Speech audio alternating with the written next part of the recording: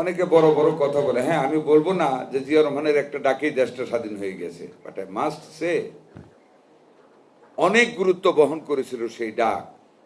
আমরা তখন ছাত্র, কি যে করবো আমরাই ভাবতে পারি নাই।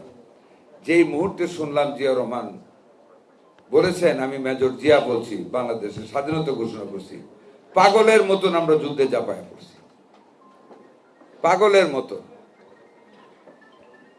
আমরা ভারতে গেছি, কেউ লোকালি ট্রেনিং দিয়েছি, পিডিআররা পলায় গেছি, ইপিআররা তাদের অস্ত্র নিয়ে ট্রেনিং দিয়েছি, বিভিন্নভাবে দ্য দেন জেনারেশন আমাদের যুদ্ধে চাপায় পড়ছি জিয়া রহমানের ডাকে। এবং জিয়া রহমান সেই ডাকটা না দিলে এত তাড়াতাড়ি বাংলাদেশের মানুষ যুদ্ধে ঝাঁপিয়ে পড়তো না। কারণ যারা যুদ্ধের দাবিদার, যারা স্বাধীনতার কবজ নিয়ে বুকে ঘুরছে, তারা তো সব পলায় গেছিল। তারা তো জাতিকে কোনো নির্দেশনাই দিয়ে যায় নাই, বরং সাথে উর্দু স্পিকিং লুক নিয়ে পলায় গেছিল সমঝোতার জন্য ডক্টর কামাল হোসেনকে সাথে নিয়ে। ইট ইজ জিয়াউর রহমান যিনি সাহস করে বিদ্রোহ করে পাকিস্তান সেনাবাহিনীতে কালুরঘাট বেতারগঞ্জকে ঘোষণা দিয়ে সেখানেও বসে থাকেন না, উনি রণক্ষেত্রে যুদ্ধ করেছেন as commander of the jet force. সেই জিয়াউর রহমান অ্যাগেইন তিনি 1975 সনে জাতি যখন একেবারে বিপর্যস্ত, সেনাবাহিনী যখন চেইন বলে কোনো কিছু ছিল না, সিপাহী বিপ্লবের মাধ্যমে আবার ওনাকে ক্ষমতায় আনলো জনগণ। উনি কিন্তু আসেননি, তারা অ্যাবিউজ করেছে আমাদের নেতাকে।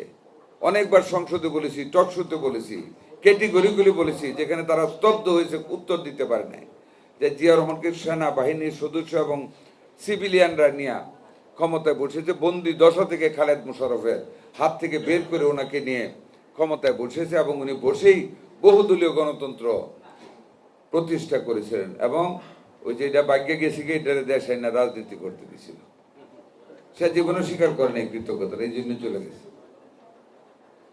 জিয়া রহমান করেছে, he opened the political periphery, সকল মানুষের রাজনীতিকে সে করতে দিয়েছে। ওই জন্য জিয়া রহমান আজকে বাংলাদেশে মানুষের মনে,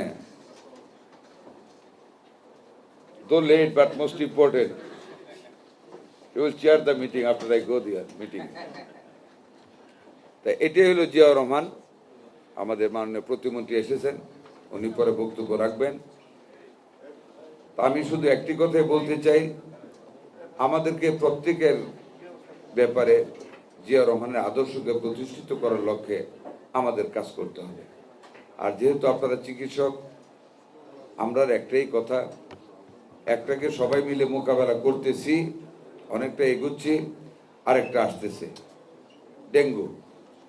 আপনারা দয়া করে যার যার অবস্থান থেকে পরিষ্কার পরিচ্ছন্ন থাকা, ডেঙ্গুর প্রোটোকল মেনটেন করা, আপনাদের অনেক বিরাট বড় সার্কেল ডাক্তারদের সারা বাংলাদেশে সবাইকে বলবেন, ওই যে বড় বড় ডাক্তাররা যেগুলি বলেছে অ্যান্টিবায়োটিক না দেওয়া, বা আপনার প্লাজমা লিক শুরু হলে প্রত্যেকটা রুগীর প্রতি খেয়াল রাখা, প্লাজমা লিকেজের সাথে সাথে ফ্লুইড দেওয়া যাতে করে শকে না চলে যায়, এই জিনিসগুলি আপনারা আপনাদের বন্ধু বান্ধবদের বলবেন, যাতে করে রুগীদের উপর নিবিষ্ট যাতে রাখে। যদি প্রবলেম হয়, রুগী বেশি হয়ে যায়, আমাদেরকে জানাবে, আমরা যেমনি পারি ডাক্তার দিব, প্রয়োজনে আপনাদেরকে বাইটা দিয়ে দিব, তবু আমাদের মানুষদেরকে বাঁচাতে হবে।